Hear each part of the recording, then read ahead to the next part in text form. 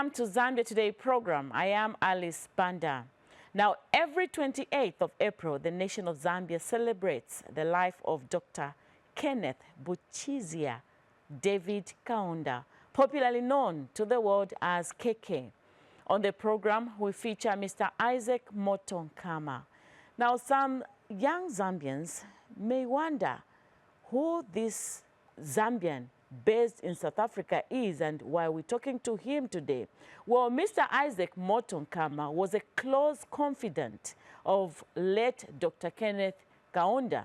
He is the firstborn of the late Motonkama, who was a freedom fighter under Kenneth Kaunda and served as a minister and ambassador in his government.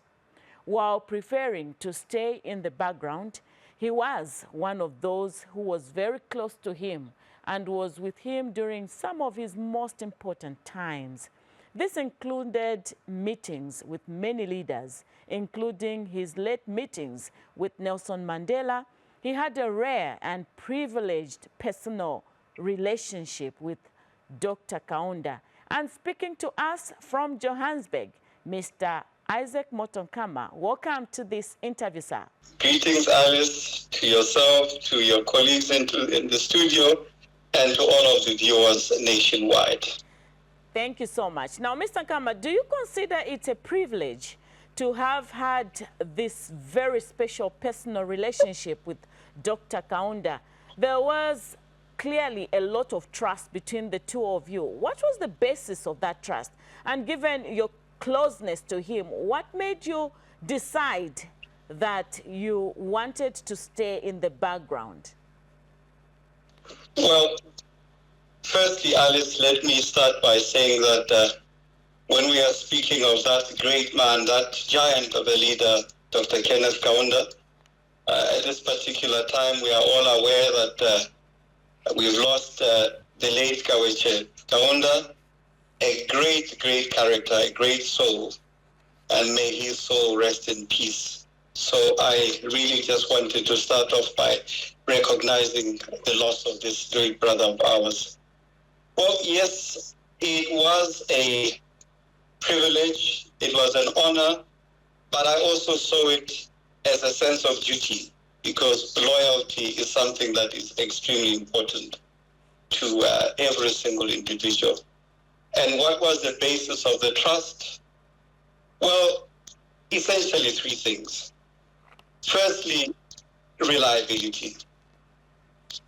Dr. Kaunda knew that if he asked me to do anything, I would do it efficiently and quickly.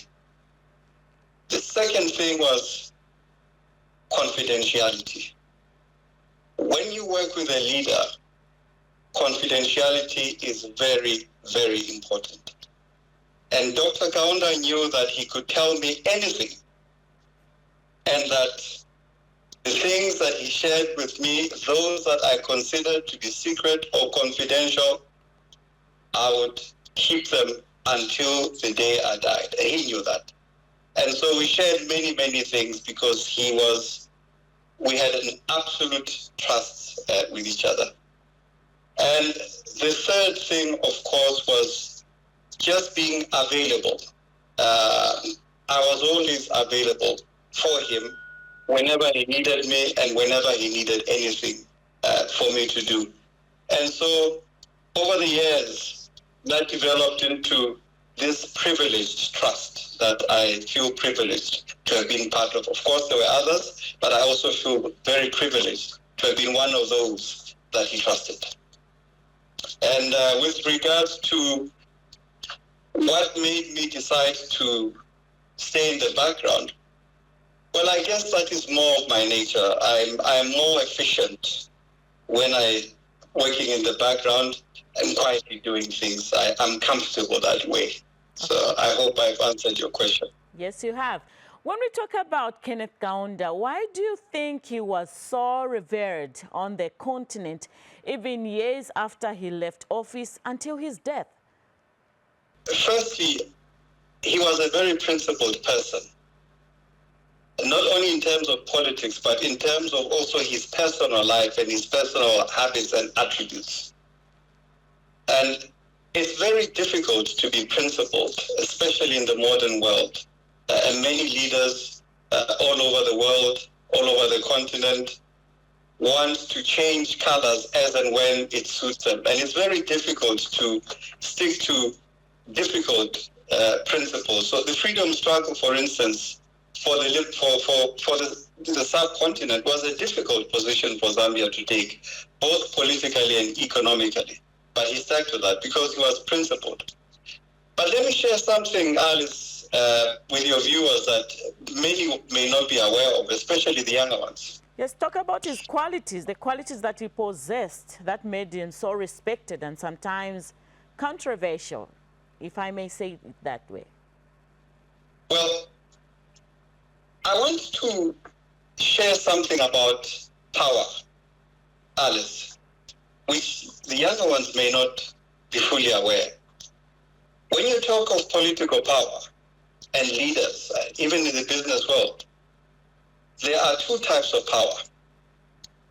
There is what you call positional power. And positional power is the power that a leader wields because of the position they hold. And once they leave that position, the power that they hold goes with them and they evade into memory. Then there is personal power. Very few leaders in the world ever attain personal power. In fact, research says that it's about only 3% of the world leaders ever attain personal power. And what is personal power? Okay. Personal power is a power whereby someone has reached the status of leadership that they no longer need to hold any position in order to have any form of influence. In other words, they don't have to occupy a position. People like Dr. Kaunda, Julius Nyerere, Nelson Mandela, Kwame Nkrumah were amongst those few leaders that were privileged to have personal power. And Dr. Kaunda was one of those leaders who possessed personal power. And that shows a lot about the kind of qualities that he was as a leader. And a leader with personal power comes only every once in a while, all over the world. Okay. So how did the passing of his close comrades in the region affect him? Say Oliver Tambo, Nelson Mandela, Walter Sisulu, and others who died before him. Can you share some insights of his personal feelings? Well, when Oliver Tambo died, Dr. Kaunda was very, very deeply disturbed. And one thing that I will share is that every time he visited Johannesburg, the first thing that he always wanted to do was to be taken to the graveside of Oliver Tambo, which is not very far from the airport, that is also named after him. And so we did this for some time. And after about quite a long time, after about 2.5 years of him keeping on going to the graveside, I sat down with him one day and we had just finished our lunch and I said, Your Excellency, we need to have a chat. And I said, Your Excellency, I wanted to let you know that I will no longer be taking you to the graveside of Oliver Tambo and we will no longer be putting it into your program. Because I've noticed that the more you go there, it is delaying the healing of the passing of this close brother of yours. And he kept quiet, but he understood that I was doing this for his own good. And that is how I stopped taking him to the graveside of Oliver Tambo. And indeed, there was a difference because he began healing. He was deeply affected by the passing of President Nelson Mandela, very deeply affected.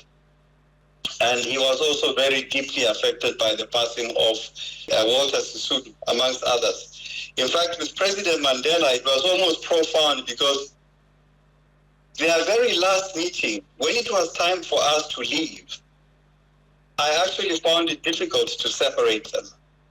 And the separation was a lengthy separation. It was almost as if they were saying that this was the last time that they were meeting. And indeed, that was the last particular meeting. So I remember it for just how difficult it was when it was time to leave. It was difficult for them to part.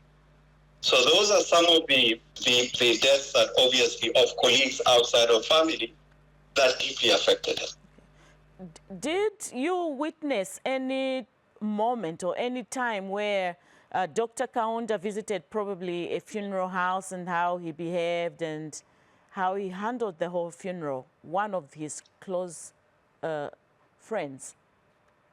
Well, when the late Maiza Chona passed away, that great, great patriot, a giant of a man, I had just fetched Mrs. Chona from the hospital and also collected Mr. Chona's clothes because he had passed away, unfortunately, on the operating table.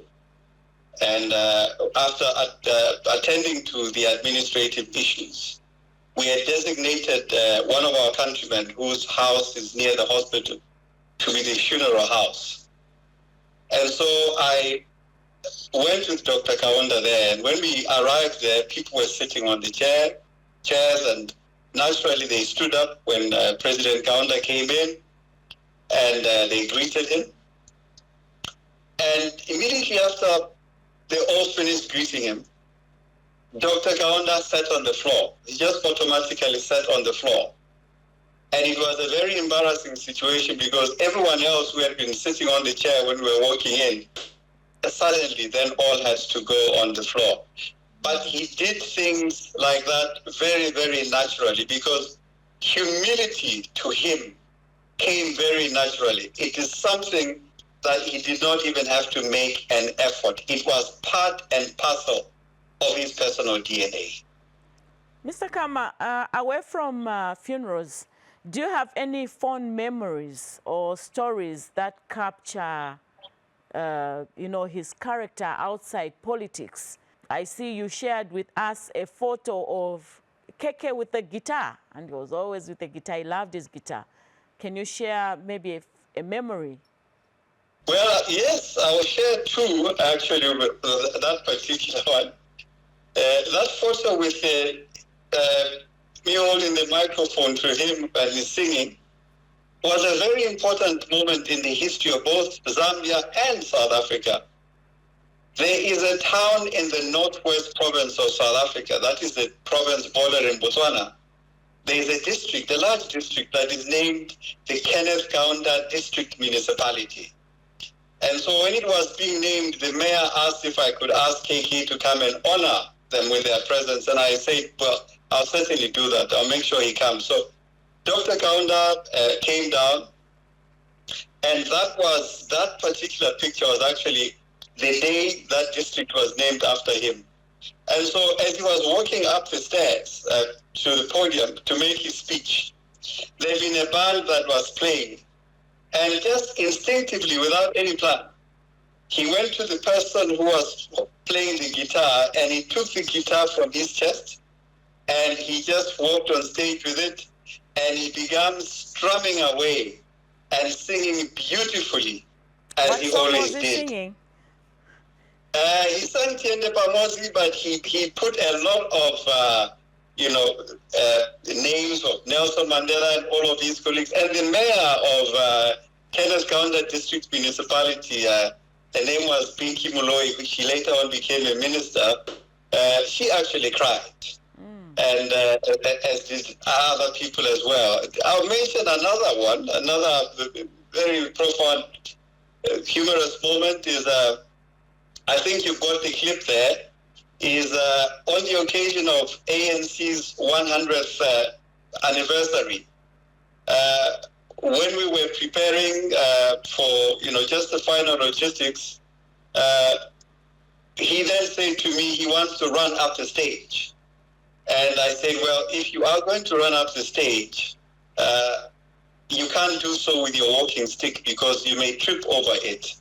And so I took the walking stick and walked behind him. But we had planned that we had agreed that he was going to run upstage. And that clip that you are seeing there is me walking behind him, taking him to the stage. And the lady who's on stage, who's welcoming him, who's shaking his hand, that is Dr. Nkosazana Dlamini Zuma, who was the Minister of Foreign Affairs. So he always had such interesting tricks that he played every once in a while. Okay. What lessons can Zambians learn from Keke's life? Well, Alice, there are many lessons. One of those is humility and not to carry our positions on our foreheads. Dr. Kaunda had very, very genuine humility, and that is rare. But the other one is respect for your fellow human beings. You need to love your fellow human beings as you love yourself. That is so important in a world that is full of so much selfishness and self-centeredness. But thirdly, that we need material things to live as human beings because we cannot live without material things. But those should not be the center of how you live. Your life should not be about just improving yourself. Your life should be about how do you improve the lives of other people? How do you see potential in the lives of other people? And those are very, very profound lessons, which we find, by the way, in every religion, not only in Christianity, but in every religion, has a space for that human being, the human aspect of every single human being. And Dr. Kaunda was someone who espoused that sort of humility. And those are some of the important lessons that we can draw from his life and also his character. Finally, Mr. Nkama, as the nation celebrates Keke's birthday, which falls on the 28th of April, what is that one message about Keke's life should generations carry forward? Well, first, it's a beautiful thing, before I answer the question, first, it's a beautiful thing that Dr. Kaunda's birthday is commemorated in this way and that it is a public holiday.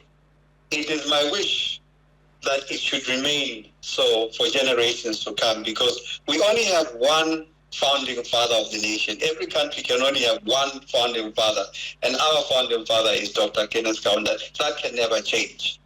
But the one message that I think the generations to come must remember is how he changed many lives permanently and therefore set the scene for the improvement of many generations. And one of those things that he did was through free education. We need to understand in society that education should not just be the privilege of those who come from well-to-do or prominent homes. Because talent does not only exist in those homes. Every single home, including the poorest of home, has potential in that home. Every single child, including those who come from the poorest of backgrounds, have potential, but they only need to be given opportunities. And through free education, Dr. Kaunda enabled the changing of many generations. Many became general managers and so many other things to change the lives of generations to come. And that opening up of opportunities for everybody was such a significant milestone in the history of the country. And people should never, ever forget that. And now that free education has been reintroduced, it is a very, very good thing because it is a good thing to equalize society. It is a good thing to understand that even those who do not have privileges and who come from poor backgrounds deserve access to opportunity. And that opportunity can only come through free education. which our current president has done, and we really appreciate. It is a good thing. It is a good thing, and may we maintain that free education for many, many years to come and generations to come. Well, thank you so much for according us this opportunity to speak to you, Mr. Nkama. Thank you so much. Thank you so much, and happy KK Day to yourself, to your colleagues in the studio, to the country, and to the continent as a whole, as we celebrate this unforgettable giant of a man. That was Mr. Isaac Moto Nkama, a Zambian based in South Africa, a close confidant of our former and late first president, Dr. Kenneth Kaunda. Kaunda's birthday falls on 28th April. And so on behalf of the entire Zanis production team, I'm Alice Banda saying goodbye and God bless you.